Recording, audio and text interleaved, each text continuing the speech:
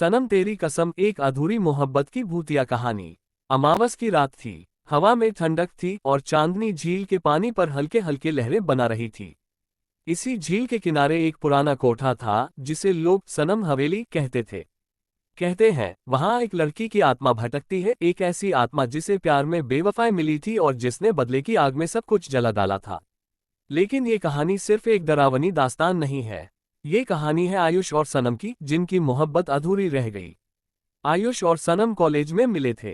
पहली ही मुलाकात में सनम की गहरी आंखों ने आयुष को कैद कर लिया था। वह लंबी घने बालों वाली एक खूबसूरत लड़की थी जो अपनी मासूम हंसी से किसी का भी दिल जीत सकती थी। तुम मुझे बहुत पसंद हो, आयुष ने पहली बार जब ये बात कही तो सनम मुस्कुरा दी। पसंद या प्यार? उसने शरारती लहजे में पूछा। प्यार, आयुष ने कहा और उसकी आंखों में झांकने लगा। यह मोहब्बत शुरू हुई लेकिन किसी को अंदाजा नहीं था कि इसका अंजाम कितना भयानक होगा। कुछ ही महीनों में कॉलेज में उनकी जोड़ी मशहूर हो गई। वे एक दूसरे से वादा कर चुके थे कि हमेशा साथ रहेंगे। एक दिन नदी के किनारे बैठकर सनम ने आयुष से पूछा, अगर कभी मैं तुम्हें छोड़कर चली जाऊं तो? आयुष ने हंसते हुए कहा, तुम पागल हो क्या? मैं तुम्हें कभी छोड़ ही नहीं सकता। और अगर तुमने मुझे छोड़ दिया तो तुम मुझे मार डालना। आयुष ने मजाक में कहा, लेकिन वह नहीं जानता था कि यह मजाक एक दिन कड़वा सच बन जाएगा। समय बीता और आयुष की जिंदगी में एक नया मोड़ आया। उसके परिवार ने उसकी शादी अंजलि नाम की लड़की से तय कर दी। ये खबर सुनते ही सनम के पैरों तले जमीन खिसक गई। तुम मुझसे प्यार करते हो फिर भी किसी और से शादी करोगे? मैं मजबूर हूं सनम, यह मेरे परिवार का फैसला है। और मेरा क्या, मेरी मोहब्बत का क्या? मैं तुम्हें भूल जाऊंगा और तुम्हें भी मुझे भूल जाना चाहिए। सनम ने कुछ नहीं कहा, बस एक फीकी हंसी के साथ बोली, अगर तुम मुझे छोड़कर जाओगे तो मैं वापस आऊंगी, लेकिन किसी और रूप में। शादी से एक हफ्ता पहले आयुष को एक दिल दहला देने वाली खबर मिली, सनम ने आत्महत्या कर ली। लेकिन उसकी लाश कभी नहीं मिली। गांव में अजीब अजीब अफवाहें फैलने लगीं।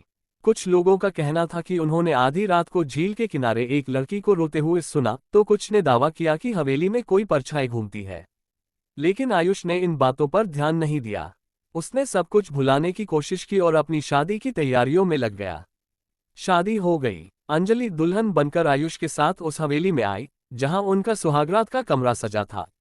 हवेली के अंदर अजीब माहौल था। हल्की ठंडक थी, खिड़कियां खुद ब खुद खुल रही थीं और मोमबत्तियां बुझ रही थीं। आधी रात को जब आयुष ने दुल्हन का घूंघट उठाया तो उसकी रूह कांप गई। अंजलि की जगह बिस्तर पर सनम बैठी थी, लाल जोड़े में, खून से सनी आंखों के साथ। तुमने कहा था कि अगर तुम मुझे छोड़ोगे तो मैं तुम्हें मार डालूं, याद है? आयुष का गला सूख गया।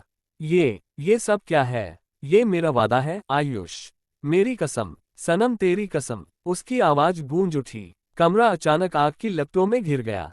अंजलि जागी तो उसने देखा कि आयुष चीख रहा था लेकिन वहां कोई नहीं था।